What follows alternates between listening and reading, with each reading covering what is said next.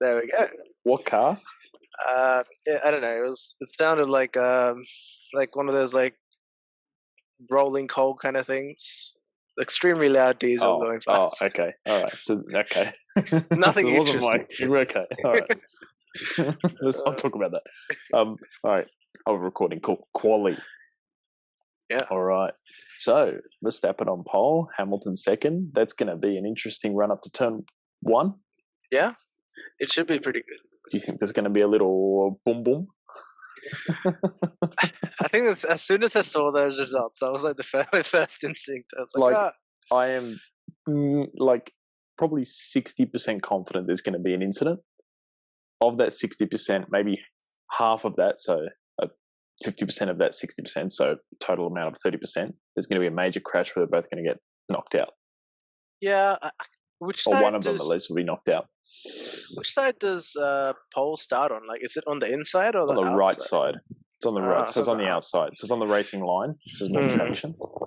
But I have a feeling Hamilton, either if Verstappen gets a fantastic launch, Hamilton doesn't, then nothing. But if they get an even launch, Hamilton's going to make a lunge for sure. Like, Yeah. there's no way. Unless Verstappen cuts him off immediately, which will probably happen. But Honestly, yeah. Like, I hope it doesn't happen because like it kind of sucks to get like damaged at the beginning of the race. It kind of like decides the race for those two yeah, that's straight a away. fair point. Very true. But Hey, they crash him out. You know, your theory of Bottas World Drivers' Championship is in contention. look, I think I saw this comment on like the F1 subreddit a while ago. It's like I like to see like Verstappen win, but at the same time, I'm an even bigger fan of chaos. So like, Yeah. That's so well put. 100%. Absolutely agree. yeah. So I hope nothing happens, but who can complain if something does happen? We'll find out, won't we? Yeah. How far? Yeah, because I thought for sure, like Mercedes looked pretty on top of it, but then as they progressed through the practices, which I didn't watch, I just watched the replays, they got slower and slower, and Red Bull got quicker and quicker. So, yeah, it turns out it's a Red Bull. So, yeah. In our pre-event, you know how I said like we couldn't call anything? I called it. You can't separate these teams. They're both like, I don't know how anyone can call it. Like, it's so difficult. That's true. But it is good. I wonder though, like Coda's been one of those things where it's kind of like, if I remember correctly, even with like Raikkonen's win, yeah, he like kind of led from like beginning to end kind of thing. But yeah, I remember he started second. He had the ultra soft tires, and Hamilton was on the super soft. So the softer tire Kimi Raikkonen was on, and he took the lead from the beginning. I think he didn't pit under a VSC that was early on because Ricciardo retired, but Hamilton did, and then Hamilton had to go on a two-stop where Kimi won on the one-stop. Yeah, pretty sure that's what happened. Something like that. But even then, I think it was fairly close. It wasn't like a like driving off in the distance kind of race. It was somewhat of a close race. It was competitive. And I think that's somewhat what like Coda kind of brings about. Like, it's not, especially for like Red Bull, and like it's not, if you think about it, like even with Q2 times, it's like it seemed like Mercedes was on the back foot the whole time. Because like if you look at Q1 lap times, Q2 lap times, and Q3 lap times between Verstappen and Hamilton, there's like consistently around 2/10. Yeah, true. Actually, sorry, I'm going to deviate from that. Just looking at the times, so it looks like from Q1 to Q2, it looks like everyone pretty much improves their time. Actually, Hamilton doesn't. He goes back 2/10, and I think Bottas. Yeah, Bottas improves. But hear this out. So George Russell goes 35.7 in Q1, and apparently has a DNF according to F1 in Q2, but just didn't set a lap. Okay, DNF in quali. Okay, but then Alonso has a 35.7 in Q1, and then has a 44.5 in Q2 because he gave his teammate a tow. It's just like 10 seconds difference. It's like, okay, yeah, fair enough. But hey, it is what it is. What can you do? But to be honest, I wasn't surprised about Red Bull and Mercedes. I knew like for sure they're going to be so close. But I was really surprised about Ferrari and McLaren. I thought McLaren had the edge, and they didn't. Both Ferraris beat both McLarens. Yeah, Ferrari seems on the up and up at the moment, at least, but it's too soon to tell. Next year, probably next year will be Ferrari, McLaren, Red Bull, Mercedes, maybe even Alpine and Aston Martin fighting for the title. Imagine that, all 6 teams fighting. Imagine all 10 teams fighting for the title. That'd be incredible. We've talked Yeah. about this, yeah. But I will say, so quali was on at 8 a.m. for Sunday morning for us, and I watched it live, and like it was good. It was exciting. I was like, yeah, Coda's good, because I remember when we were talking before, I was like, oh, okay, Coda, yeah, whatever, Circuit of the Americas. Scrap that. It's good. Yeah, I think you had to kind of throw away all your assumptions this year with all the I think so. It's chaos all the time. You don't know who's going to win. Red Bull I wonder if, like, I was just looking at the times, and like, I guess, like, I wonder what tire Science set his fastest lap on, because he did a soft and then a medium. So if he if he set his set it time on the soft. Okay, so I guess he's like the only one out of like, not except for like Sonoda. Him and Sonoda will start on the softs. Everyone else in the top 10 on the mediums, and probably everyone behind on the mediums as well. Yeah, so should be interesting. Yeah, if there's an early on safety car within the first couple of laps, I think they're going to be cheering. Because everyone will go for a 2-stopper then, surely. It's like almost a free pit stop. Well, don't you think? Like, yeah, that's true. Yeah, we'll see. Yeah, I don't know. Maybe. I just want, like, if 10 won, I just don't want like another Silverstone, if that makes sense. Like, it just.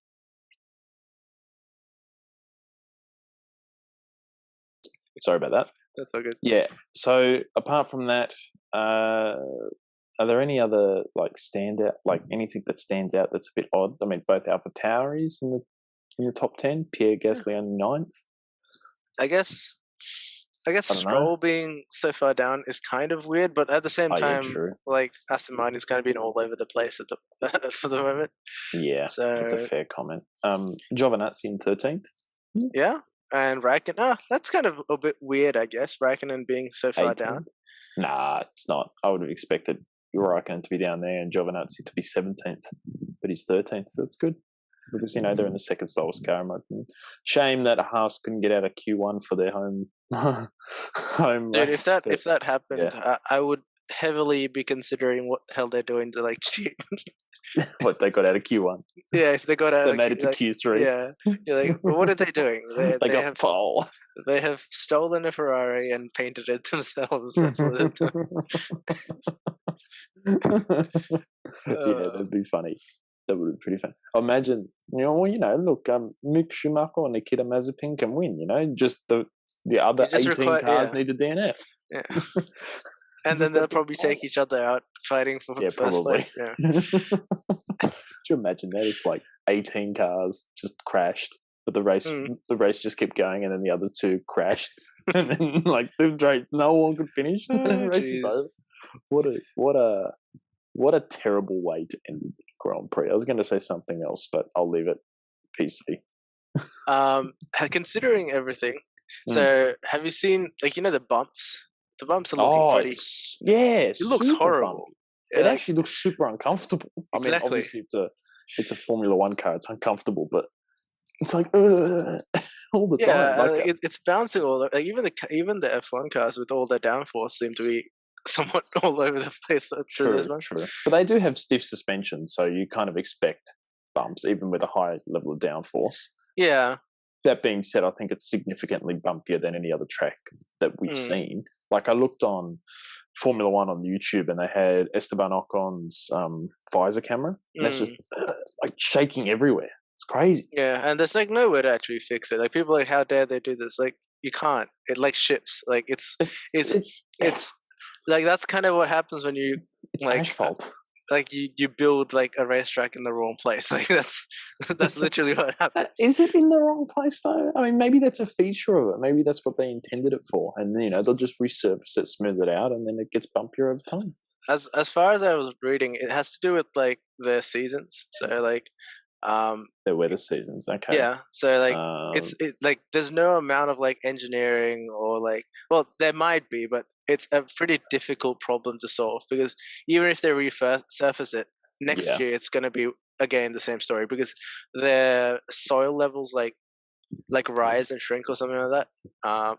Not Okay. doesn't this not the soil level, but like just I forget what it is, but like Yeah. essentially with like winter like it absorb. No, it's flooding. If like floods, like there's a lot of water absorbed. As in Yeah. flood. Ooh, Yeah. okay. Like a lot of water or something gets absorbed into the like tablelands or something like that, and then over summer it shrinks again, and that's what causes all these issues. Yeah. Interesting. I might have to look that up actually. Look into that more. That's interesting. Didn't even think of it. There you go. I remember reading it somewhere. I probably what I said probably was completely wrong, but but there's definitely a reason for why you can't make it better. Yeah. Fair enough. Last thing I want to talk about, unless you got something else, Valtteri Bottas's engine. I actually have a few other things, but yeah, Valtteri Bottas's new engine. Do you think they're going to give him a higher power mode to run for now on and test him for Hamilton? Because they can't. Well, if anything, he has been running the high power mode this whole weekend. Yeah, true. And he didn't do that well in qualifying. No, because if I remember, according to the regulations, the only thing the teams can do is reduce the amount of power that they're using, not increase. No. Oh, is that true? Oh, so I thought the regulations were in free practices 1, 2, and 3. You can adjust the power mode depending on what setting you desire, and then at each event you can either increase your power or decrease your power according to where you think your reliability will be. But wherever you set it, you have to maintain it from qualifying or to get into park firm mode. So beginning of qualifying to the end of the race. Yeah. Yeah. But from what I remember, so like from park permit on, I think it's from park permit onwards. The only thing you can do with your engine mode is you can turn it down if you want. That's all. But you can't increase. But you can't return it back. No. So if you turn it down, you can't go back up, kind of thing. Yeah, that's interesting. Okay. If I remember correctly, the regulations were last year, and they're all in the middle of the season. They're all over the place. Anyway, Checo Perez. Oh, did you hear by the way, the crowd is incredible. Like it's like 140,000 people there or something like that. That's insane. That's like it just when there's a packed house, it just has an incredible atmosphere. I think so cool. I remember watching like them coming across the lines every time like someone like increased their fastest lap. Yeah, especially with like Perez's like fastest lap. It was pretty. It's awesome. It's like it feels like Monza or Zandvoort or even Spa to an extent. Maybe not so much Spa, but it feels like like Monza where like Ferrari take pole. Yeah, it's so good. Yeah, it's awesome. Like that's what you want. Considering though, like how much support Perez seemed to have at this race. It's not surprising. Mexico is just a couple 100 kilometers south. Could you imagine the scenes? If hold on, let me just pause this, and I'll be back. Give me 1 second. Right. Okay. And we're talking about the crowd, right? Yep. So I guess it was like. It'd be interesting to see Mexico next week. Oh, is it next week? I think it's a 2-week break. Okay. Not 2-week break, but 1 week off then. I then think it's a triple header, Mexico, Brazil, Qatar. And then I think Saudi Arabia and Abu Dhabi are a double header. Yeah, you're right. I was just taking a look. It's 8th, 15th, 22nd for Mexico, Brazil, Qatar, and then 6th and 13th for the last two. Fair enough. Nice. But it's going to be interesting. Could you imagine the scenes if he puts it on pole and like imagine if he wins? It'd be good. I think he deserves. It'd be very nice for him to win, but I don't know if Red Bull. Red Bull probably allow it. If Verstappen's ahead in the championship and he's ahead of Hamilton, they'll probably allow it. I reckon. I guess. Otherwise, they'd be in such uproar, man. They'd be such uproar. Like no, I think drivers race. I think there'll be scenes if, for example, they put it 1-2, right? Yeah. Because that's what they've done previously, Red Bull at Mexico. Yeah. They put it 1-2, and Verstappen qualifies second, right? And then somehow they run the race through 1-2 for like most race, and then it's team orders to like switch you, like fly out of Mexico immediately. Do not stay. Do not pass go. Do not collect 200. Just get out of here. You'd have that would be anyway. That's next week. Yes, let's week. discuss. Yeah, Yeah.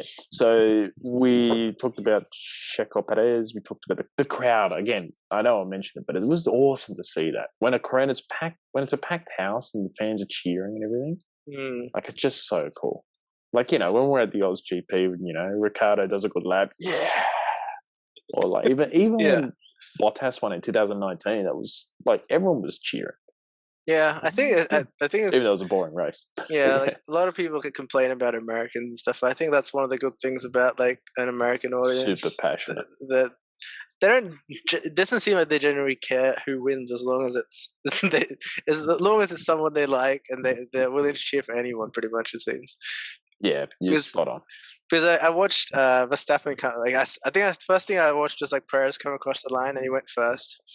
And there was like a massive cheer. I was like, that's pretty impressive. And then I saw like Verstappen come across the line or something. And then it was Hamilton that came across the line, and that was like it was a massive cheer for that. And then Verstappen came across the line. It was like an identical cheer. I was like, okay, it seems pretty much the same. Like it's kind of neutral in a way. Yeah. Nice, cool. I'm looking forward to the race. I am. I won't be able to watch all of it. It's going to hit to work, but how dare you?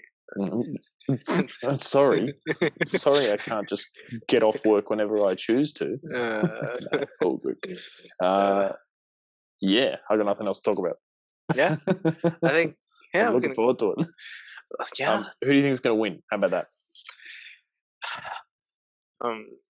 Yeah, it's wishful thinking. That I want to. With the if the tensions continue the same way it has, well, not tensions, but if the racing continues the same way it has happened in the last few races, where Verstappen and Hamilton are just like full max all the time, like they just like they're not an inch of space given to each other at all. Yep. I think in those scenarios, I think it's likely that Perez will win, or like interesting. As long as he can keep it together, I don't see why he can't. Unless like Bottas comes through with like an insane like engine. Yeah, or there's like a safety car and then he catches up. Yeah. Fourth. Yeah. Fair point. Or he makes a jump start and no one catches him. or has one of those amazing starts. Do you remember that start that he had where like people were like, yeah, 2017 Austria. Yeah. Yeah, I remember it because it was ridiculous. Like literally like I don't know, like 2 1,000ths of a second or something after the light go out, he releases his clutch and goes. Like it's so good that you can't even you can't accept that you made a mistake, because like for sure he made a mistake. 100%. The reaction time is like impossible. Probably like he just must have preempted and was like, oh, okay, let's go. No. He watched all the data and he don't spoil it. He calculated the time on average that's required for the lights to go out in Austria. Actually, Japan 2019 when Vettel was on pole, and then Vettel made a jump start, and then Bottas reacted to that, and the light went out as he reacted, and so he took the lead and won the race. That's another one. It was like, okay. Yeah, like, I don't know. I want to say if everything goes like it should and like people don't crash each other out, I want to say we probably end. I don't know if Perez Perez seems to be on it this whole weekend. He didn't. So honestly, I think he might have the pace to come second. Mm-hmm. Like it wasn't like he was dancing around with Hamilton last week. So like last race at least. Yeah. So, and he seemed to like be able to keep up with Hamilton. So I want to. You want to see him win? Yeah, well, I wouldn't be surprised if it's a 1-2 for like Red Bull again. Yeah, I'm thinking if the incident doesn't happen between Hamilton and Verstappen. Yeah.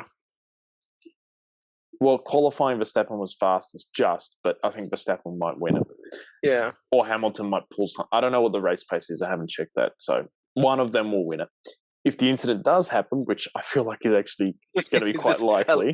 Decent likelihood, yeah. Yeah, then Checo Perez will probably win the race. Yeah, it kind of sucks that, like, that being said, like, I guess Unless he Hamilton's, makes like an awful start and drops back like 10 places. yeah, but like Hamilton's no dummy, right? Like he knows what it takes to win, and Yeah. I don't like obviously like I guess Max is younger and he might be like not he says he's not desperate to win, but there might be a bit more urgency for him to, or like a need for him to win, if that makes sense.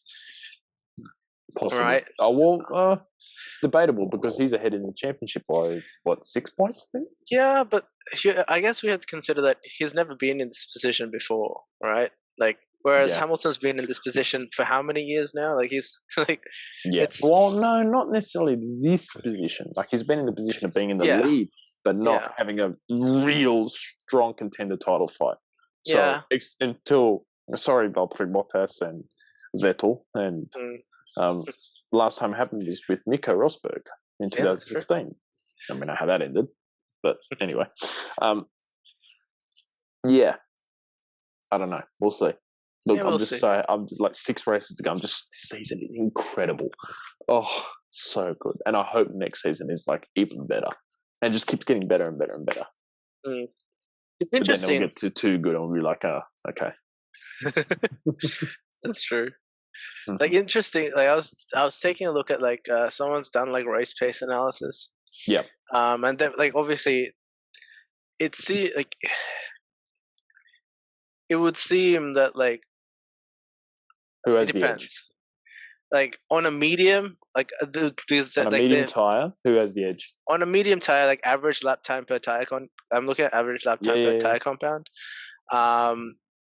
Hamilton has the edge at 141.1, whereas and then Perez after that, and then Bottas, then Verstappen. Okay, so medium tire, it looks like Mercedes has the edge. What about hard tire? Hards, well, no one really ran it. Well, this is looking at FP2, so no one ran. So there's no data on it? No. Okay, so just we only know the medium then. Yeah. Okay, so it looks like Mercedes have the better race pace. Well, we'll find out. Yeah, with that that very nice engine, they definitely should have the race pace. And then what? Alonso, does Alonso take a new engine or something? I can't remember. Alonso's at the back, Vettel's at the back. Yep. So George Russell starts last, then Alonso, then Vettel. Because that's the order they qualified in. Yeah, because George Russell qualified 15th, Fernando Alonso 14th, and Sebastian Vettel 12th. Yeah. Okay, yeah. Yeah, that sounds about right. Yeah. Sweet. All right. You know what that means. I got nothing else to talk about. Neither do I. Let's put it up and see what happens.